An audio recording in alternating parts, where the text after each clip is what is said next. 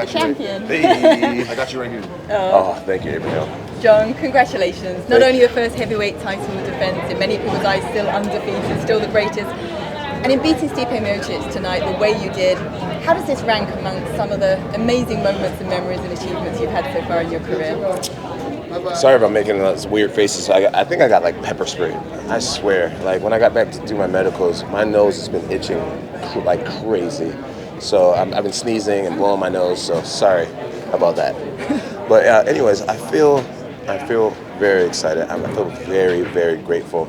There's a lot of people who have been making comments about Stipe's age. But I tell you what, he still is one of the best heavyweights in the world. He still beats a lot of guys on that roster. I felt him, and he was one of the toughest, most durable athletes I've ever fought against.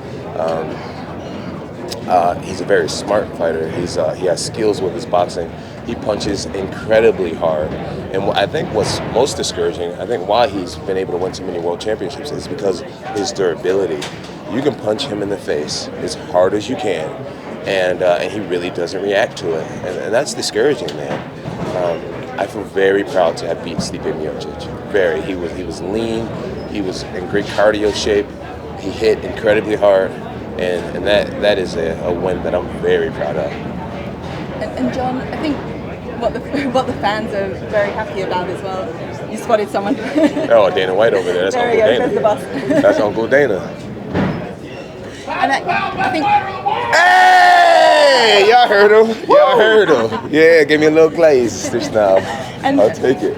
And also, I think what the fans are so happy to hear is that you're not going to retire. You announced that in the cage there. And we don't want to talk about when and what. You said you'll talk to Dana and Hunter about that. But the two names that have been mentioned this week, obviously Alex Pereira was a fight that you really wanted. There was talk that you were going to train together at one point, but now maybe that narrative's changed. What is it about that fight that you like so much, if that is to be the next one? Well, honestly, at this point in the game, I just like the fact that we respect each other.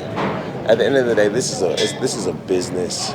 And doing a press conference with someone, being around them, having to hear them, all that type of stuff. I really don't like Tom. He's a great athlete. I'll admit, I think he's a bigger threat than Alex Pereira. But I've been fighting the best guys in the world my whole career. I've been fighting the #1 contender my whole career. So it's not being a threat. That's the issue. I just don't like Tom. I find him annoying. And I stick by that. Alex Pereira, on the other hand, his accolades are incredible. And I think I just beat my 9th world champion. To beat up Tom Aspinall, I don't break a record doing that. Or I don't set my record farther ahead doing that.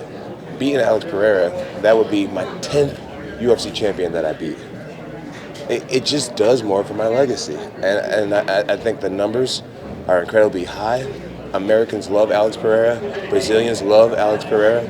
Our UK market is a fairly new market. Brazilian fans have been here since the beginning of time. If I go into a barbershop and ask, do you know Tom Aspinall? No one knows who he is outside of UFC fans. Alex Pereira is a household American star right now. And that's what I'm in it for. I want the big fights. And after taking so long off with Say it again? Would you still want to defend the bout against Alex? Or because before you were talking about maybe doing a super fight without that? I'm sure if Alex fights me, I'm sure he would want it to be for the heavyweight crown. Might as well go all in, right?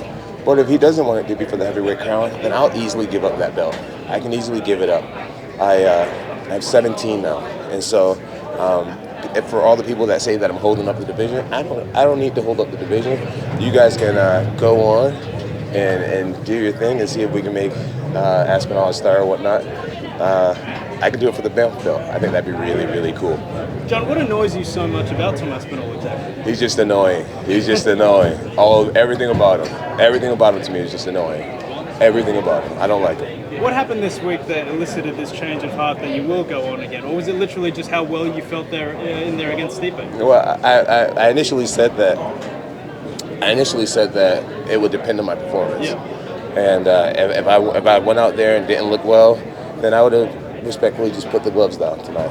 But tonight I feel like I did pretty decently, and so maybe the show goes on. You were here here so early today, testing the octagon, having the feeling. Can you talk about what was going on, so early? So I loved getting to the arena before the fight, just to feel the arena, to look around and get my bearings and know where north, south, and west is, little things like that, feel the canvas. I think every arena has its own energy. It was really nice to go to the Knicks game and feel the fans, and I like to get a little prayer in the ring as well. I just like to feel my workspace. I like to feel my office before the big tests. How did it feel stepping in at heavyweight for the second time? Like, you've talked about your shape and feeling stronger and feeling better, but when you actually got in there in the cage, did you feel different this time around? Yeah, I felt good. I felt like I was moving well. My high kicks were there. My speed was there. My versatility was there. I felt like a bigger version of light heavyweight Jon. I'm talking about myself in third person. It felt good. I felt really good. I think when I show up next, I think my body will be tighter. And I'm still learning how to be a heavyweight. I'm still learning how to eat and not get too light, but I think the more time I spend as a heavyweight, I'll really start to kind of perfect being a really, really fit heavyweight. And I think my next fight, you'll see an even better version of myself. It sounds like you're going to be around a while, the way you're saying that. Yeah, and shout out to my buddy Gary Brecka. He came into my life and gave me all this different recovery equipment, and he did it for free, and he came to my house, and he's been teaching me about just self-love and taking care of yourself and pampering yourself a little bit. And man, I swear there are some angels on this planet, man, because that guy, he's increased my longevity. I feel that for sure. Jon, the odds are out for yourself against Alex Pereira. You're about a 5-1 favorite in that fight. Against Tom Aspinall, you're a small underdog. Okay. Does that motivate you at all to, when is Jon Jones ever an underdog to prove people wrong? Nah, I don't encourage gambling at all, so I tend not to pay attention to that. Jon, you were so dominant in that first round against Stipe on the ground. Why did you choose not to go back to the well in the second and third rounds? Because I was having a good time challenging myself on the feet with him. I was really hoping to get him out of there in the first round. I wasn't really looking for the takedown, but it came to me. And once I got the takedown, I wanted to try to get him out of there early. But in the second round, I also wasn't looking for the takedown, and I didn't get the takedown. And I just thought, hey, we're going to do this thing on our feet. And that happened. Is there a timeline when you see yourself back to the octagon, like Dana said, I probably will take a little time and just think of what I need to do as a man, as a person, not the athlete.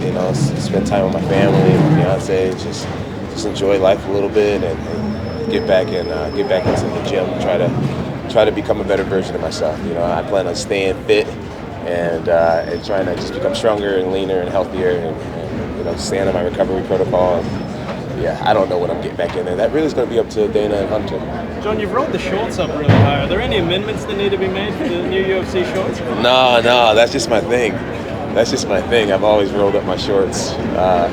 It just makes me more comfortable. Who likes short shorts? I'm out of here, y'all. We like short shorts.